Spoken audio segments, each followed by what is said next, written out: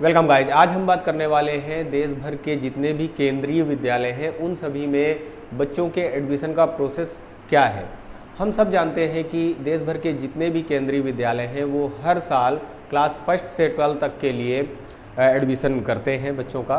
तो आप कहीं पर भी देश के किसी भी कोने में रह रहे हों, आपके आसपास में जो केंद्रीय विद्यालय हैं आप वहाँ पर अपने बच्चों के एडमिशन के लिए अप्लाई कर सकते हैं। ये फॉर्म हर साल मार्च के मंथ में आ जाते हैं और इस बार भी उम्मीद ऐसी ही है कि जल्दी ही ये फॉर्म आने वाले हैं। आई थिंक फर्स्ट वीक या 15 मार्च के नियर अबाउट में ये फॉर्म आ जाएंगे। उससे पहले एक शेड्यूल जारी करेगा केंद्रीय विद्यालय संगठन जो है, वो शेड्यूल फरवरी के एंड पे आ जाता है। फिलहाल अभी हम फरवरी के एंड में हैं, अभी तक ये शेड्यूल नहीं आया है। 1 या 2 दिन में ऐसी उम्मीद है, बट ये श्योर नहीं है। ऐसी उम्मीद है कि एक दो दिन में जो शेड्यूल है वो जारी कर दिया जाएगा। सबसे पहले जो प्रक्रिया शुरू होगी वो क्लास 1 के बच्चों के लिए शुरू होगी। ये प्रक्रिया ऑनलाइन प्रक्रिया होती है। क्लास 1 के बच्चों की ही प्रक्रिया सिर्फ ऑनलाइन प्रक्रिया होती है। बाकी 2nd से लेकर 12 तक के जो एडमिशन होते हैं वो ऑफलाइन मोड पर होते हैं। इसलिए 2nd और 12 की जो बात है वो हम बाद में करेंगे। फिलहाल आज हम बात करते हैं क्लास 1 तक के बच्चों के एडमिशन के प्रोसेस के बारे में। उनके डॉक्यूमेंट्स कौन कौन से लगेंगे और कौन कौन से लोग हैं जो अप्लाई कर सकते हैं। ज़्यादातर लोग ये सोचते हैं कि केंद्रीय विद्यालय में सिर्फ ऐसे ही बच्चे जा सकते हैं जिनके पेरेंट्स किसी गवर्नमेंट जॉब में हों, लाइक MP वगैरह के बेटे हों या मिनिस्टर वगैरह के बेटे हों। नहीं, ऐसा नहीं है। इसमें सभी जनरल कैटेगरी के जो लोग हैं जो प्राइवेट जॉब करते हैं वो भी इसमें अप्लाई कर सकते हैं। हाँ, ये बात अलग है कि कुछ रिजर्व सीटें होती हैं, कुछ कोटा होता है। उसके बारे में भी एक वीडियो आएगी जिसमें सिर्फ कोटे वाली सीटों के बारे में ही जानकारी दी जाएगी। फिलहाल अभी आपको ये ध्यान में रखना है कि आप किसी भी कैटेगरी में आते हों, जनरल में आते हों या किसी भी कैटेगरी में आते हों, आप अप्लाई कर सकते हैं, आप फॉर्म भर सकते हैं। तो प्रोसेस क्या है, जैसे ही ये नोटिफिकेशन केंद्रीय विद्यालय द्वारा जारी होगा आपको वीडियो मिलेगी।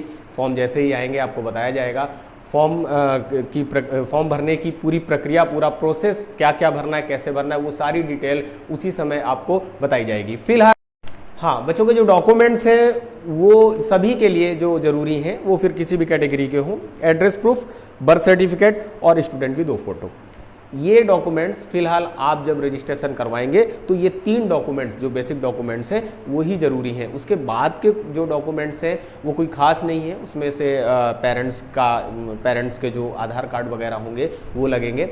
बाकी इसके अलावा आगे के कोई डॉक्यूमेंट्स खास नहीं होते। बट अगर आप किसी कैटेगरी के तहत आते हैं, लाइक SC ST OBC की कैटेगरी के तहत आते हैं, तो फिर आपको उससे रिगार्डिंग जो भी सर्टिफिकेट है, रिलेटेड जो भी सर्टिफिकेट है वो आपको उसमें देना जरूरी होगा। रजिस्ट्रेशन के समय ही आप SC ST OBC किसी भी कैटेगरी में अगर आ रहे हैं तो आपको वो जो सर्टिफिकेट है साथ साथ लगाना होगा। और अगर आपके पास में BPL कार्ड है तो वो भी आपको लगाना होगा। बच्चे की जो एज है वो 5 to 7 ईयर के बीच होनी चाहिए। इतनी एज के बच्चे इसमें एडमिशन ले सकते हैं।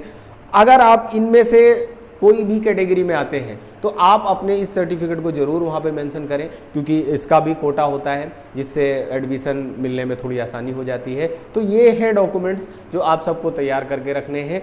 3 डॉक्यूमेंट्स सभी के लिए हैं। आप किसी कैटेगरी में आ रहे हों, नहीं आ रहे हों, जनरल में मतलब हो, तो आप ये 3 डॉक्यूमेंट्स अपने रेडी करके रखिए। अगर आप किसी कैटेगरी में आ रहे हैं तो उसका सर्टिफिकेट आप रेडी रखिए और उसका सर्टिफिकेट वहाँ पर ज़रूर दीजिए, क्योंकि उसका कोटा होता है और एडमिशन मिलने में आसानी होती है। अब जब आप फॉर्म भरेंगे तो उसमें आप 3 विद्यालय भरेंगे। अगर आपको वीडियो पसंद आई हो, वीडियो लाइक करें, दोस्तों में शेयर करें।